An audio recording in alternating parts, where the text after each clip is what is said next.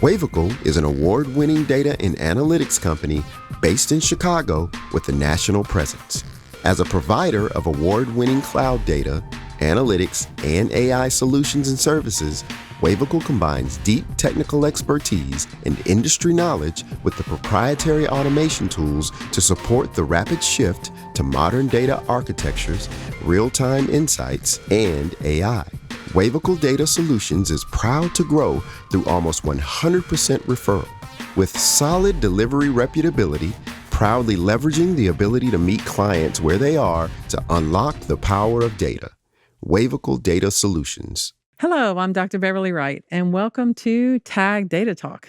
With us today, we have Bindu Chalapan, Senior Vice President of Marketing Insights at FleetCor, and we're talking about getting the absolute best data science talent, ooh, that's tricky, to solve marketing problems. Welcome, Bindu.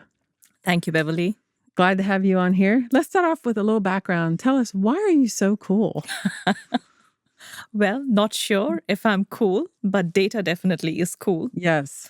So a little bit about myself. I have worked for 20 years and I've had the privilege of working in various roles within marketing, Nice. multiple industries, and 3 different countries. Oh, wow.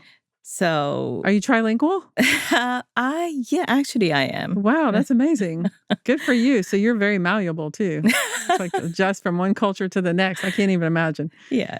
I don't even think I can move out of the South. I keep saying y'all. That's great. So you're at FleetCor now and you're in marketing, in marketing insights. And so you probably focus on data quite a bit, but it's also in marketing, which is very interesting because that's considered more creative and sort of not, I don't want to say soft, but just very creative and sort of squishy, whereas the data side is almost the exact opposite. So it must be an interesting role. So we're talking about talent, getting the absolute best.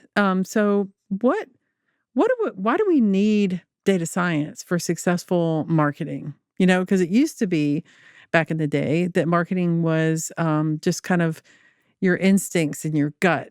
But now you're saying, no, we need like hardcore data science. Tell us about that. Absolutely. So marketing is not just creative anymore. In the last 15 to 20 years, marketing has evolved to, a lot of data and a lot of technology. It's if you look at it, the whole marketing space has exploded with technology, marketing technology, and data. Mm-hmm.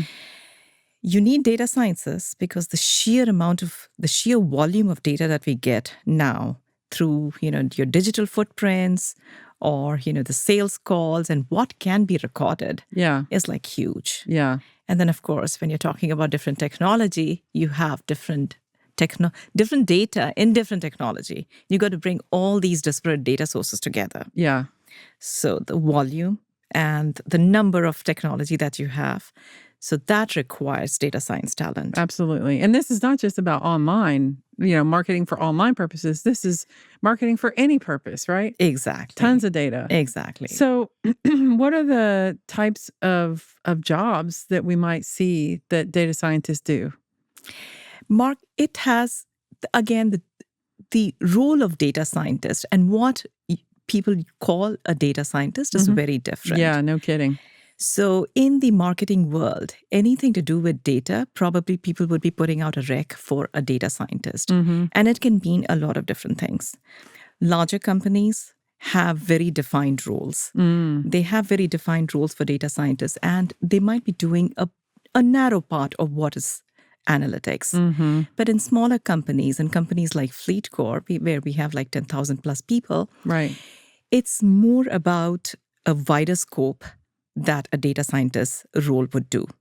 So we are talking about not just, your coding and, statistical modeling, but we are also talking about data visualization, data manipulation. You need to be able to ETL the data. So, you're talking about visualization, building models, reporting, and then, of course, data storytelling. That's also an important part of analytics and marketing. Yeah. And you listed several different things because there are so many different opportunities to improve marketing and to revenue generate with your marketing and to make it more efficient. So with the roles that you had just mentioned, I'm trying to think about all the different types of skills. There's probably a core set that's just sort of there. And then there's probably some sort of augmentation that you add depending on the role.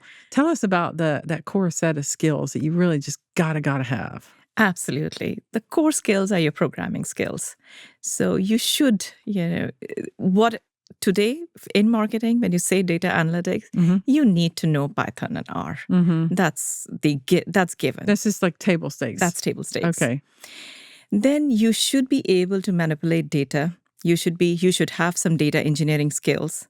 And I would say SQL is really important. SQL, okay. Is really important. Yeah. And then let's not forget Excel. Yeah, really. Thank you for saying that. Very interesting. So we still, when we get analysts onboarded, we do test them on Excel. Because, people my age and above, we are used to Excel. Finally, of course, you have to deal with big data sets, but all the smaller data sets are done, all the manipulation on that is done on Excel. And final reporting, etc., is done on Excel. And that Excel goes into PowerPoint. Right. So that's an important skill It's still set. a big deal. Yeah. Exactly. That's so funny you say that because it's almost like we've come to such a point that the newer talent is forgetting some of the stuff that was core to us. I was playing pickleball with somebody and he's getting his undergrad and he said, wow, I just discovered Excel and I'm doing this and I'm doing that. And I thought, well, that's funny. I thought that was just kind of what kids do, but now they're learning Python in third grade. They don't know Excel. So it's still a big part of the function. And thank you for actually saying that because a lot of people have just forgotten about it. So those are, some hardcore type of skills like Python, R, SQL. You got to know ETL. You got to just know how to manage data and manipulate it. What about the non-technical stuff? What else is there? There's certainly some other things. Absolutely. And I would club everything else in 4 different buckets. So the first one I would call as domain. And that domain, by domain, I mean the different functions, marketing, finance, etc. So for marketing, let me talk about marketing. Anybody who's aspiring to be in marketing need to know a little bit about marketing. Even a data scientist. Even a data scientist. You need to know how data is collected at various touch points. What are the various customer touch points? When you have a data set, what does that data set talk about? Unless you have that context of how marketing is done by a company, you really would not understand the data that well. So how do they get that? Either, 2 ways. First is, I think there are enough courses available. For example, Google Analytics. Those are free courses available that you should be able to, pick up something on before applying to a job. And the second one is once you're in the company, understand what is, what that data set looks like. Ask questions. Ask a lot of questions. Would it be okay to shadow somebody even? Like, absolutely. Like, hey, if I'm going to look at this data about campaigns, I want to sit with somebody that runs the campaigns, the marketing campaigns. Absolutely. Okay. And there's so much material available about different, technology, marketing technology. Yeah. What, how it aggregates the data, what does it talk about? There's so much material available over internet that you can kind of really ramp up. Yeah, absolutely. Yeah. So give you one quick example. I had a group working on opioid addiction data and I'm not going to say I made them, but I strongly encouraged them to go with me to the client, which was Davis Direction Foundation. And they went and talked to people that have this addiction and to understand what it was and how it impacts them in their daily lives and how they live. And they said the change in how they viewed the data was tremendous. They just saw it a different way and they understood it. So I hear what you're saying about the domain. That makes sense. And, in that domain itself, the other one I want to talk about is learning about the technology.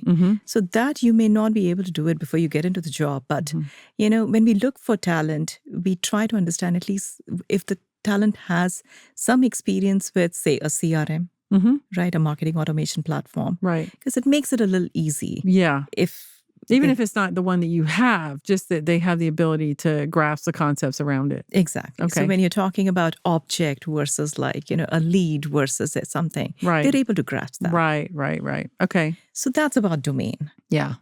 The second bucket is business, Mm-hmm. right? So for a company, how does the company get its revenue? What are the pockets of ROI, efficiencies, etc.? Oh, data scientists have a hard time with that, right? Exactly. Oh, okay. Exactly. So really understanding the zooming out, because right now they're thinking about how do I build this dashboard, or how do I make this model, or how do I, come up with this data analysis or whatever. And they're not probably thinking about, well, what's that going to do, and how's it going to impact the business, and what does that mean for revenue? They're not zooming out. Exactly. So when a fresh analyst comes in, Mm-hmm. so most of the work is given to him, right? He or she is just doing a bit and pieces of the work that has been assigned by Right. either the functional leader or his manager. Mm-hmm. But if you're going to grow in your career, you need to understand the business context. Right. They may not understand why. Exactly. Oh, I see. So, marketing analysts need to be able to look at the data, able to build some trends, Mm-hmm. build models around it, and understand what can he give to the business that would produce either efficiency or revenue. Mm-hmm.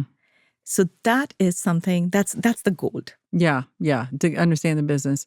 So domain experience, understanding the business itself, like the big picture. And then you had two more. Communication. Oh my goodness. Well, now you're getting greedy. So this is not about language. Yeah. Communication is as simple as whatever you're doing, can you document it? Yeah. Can you document it so that the next person can understand what you've done? Mm-hmm. Right? That's Oh, one. I see. It's kind of a stage gate approach. After everything that you've done, can you just circle back with the person who has assigned you the work? Right. Ask if you're on the right track. Don't wait until the Exactly. very end and then So like, the ta-da! very basics of communication. Yeah. So that's important. And now it's like more and more, and especially in organizations like ours, you don't have a big bench of data scientists and you don't report up to a data science ladder. So the data scientists are like, there are a couple of data scientists / analysts that report up to a business leader. I see. And so you are the one with the data. You should be able to tell a story with the data. Right. So, I know everybody's throwing, data storytelling. Yeah. But that's super important. Yeah. Especially in marketing, it seems like that would, if you do all this and you can't tell the story, it's dead in the water. Exactly. Yeah. And the fourth one, Okay. and that's the most critical one in my mind. Okay. You can be good with data, but that doesn't make you a good analytics person. Oh. To be a good analytics person, you need to have two things: critical thinking and problem-solving abilities. Yes. I have seen a lot of non-data people who are great with that, who are able to, do problem solving.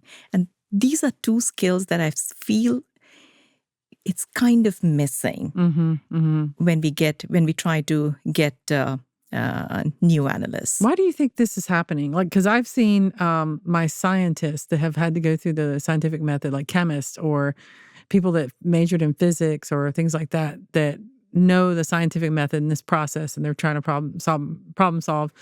Do you think it has something to do with what they're taught in school, or like, why is there this missing piece? Probably. And maybe it requires a little bit of training too. So you need to take the people through an approach of problem solving. It is not difficult. It is not like, something that you're born with. All of us have had to go through a learning process. And it's totally, coachable, teachable skill. It's about curiosity and asking the people to ask questions.